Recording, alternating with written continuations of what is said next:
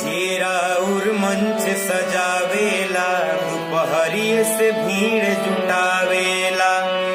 नारा सबसे बोलवावेला, गावेला और बजावेला,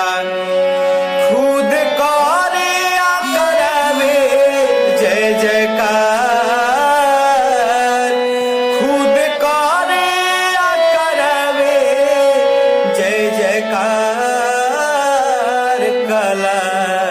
कारण के भुलैनी सरकार, काहे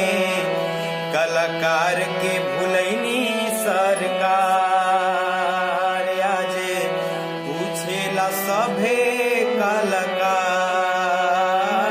काहे